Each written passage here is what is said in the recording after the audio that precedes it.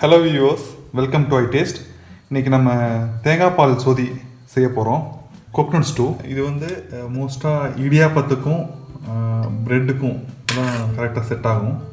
இதுதான் கோகனட் ஸ்டூ. வாங்க இதை எப்படி செய்யறதுன்னு பார்க்கலாம்.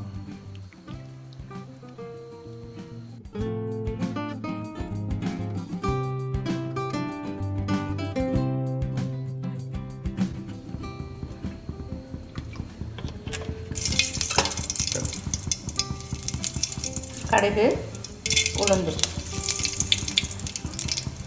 கொஞ்சம் சோம்பு, சீரகம், 2-3 வெந்தயம்.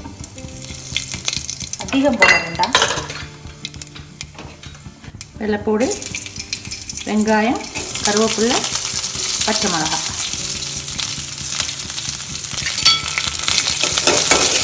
ஒரு காஞ்ச மிளகாய்,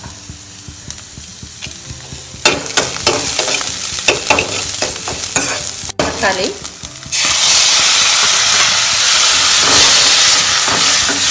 வேகிறதுக்கு கொஞ்சம் உப்பு, மஞ்சள் பொடி, கொஞ்சமாக மிளகாய் பொடி,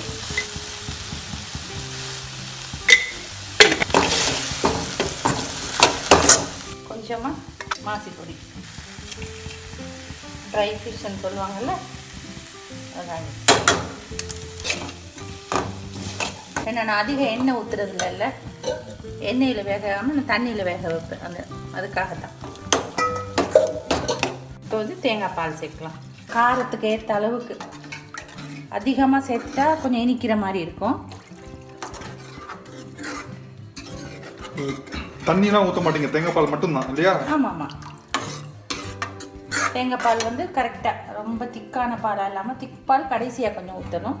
அப்போ போட்டிருக்க உப்பு காரத்துக்கு தகுந்த பால் இது கரெக்டாக கொஞ்சம் காரமும் இருக்கணும். நான் இடியாப்பம் ப்ரெட் இது ரெண்டுக்கும் தான் இங்கே கட்டாயம். இடியாப்பம்னா கட்டாயம் இதுதான்.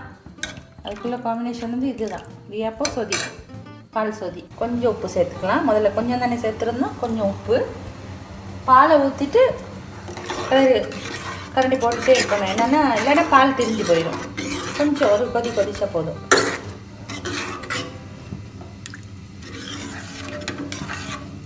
இப்போ நல்லா கொதி வந்துருச்சு. இப்போ அடுப்பை ஆஃப் பண்ணிவிட்டு பாலை ஊற்றிட்டா சரி. முத எடுத்த பாலை. ஆமாம், திக் பால். அது இந்த சூட்லேயே அது வெந்துடும். அவ்வளோதான். சொதி, அதாவது தேங்காய் சொதி ரெடி. தேங்காய் பால் சொதி. தேங்காய் பால் சொதி. ஆமாம், கோகனட் ஸ்டூ. ஆமாம்.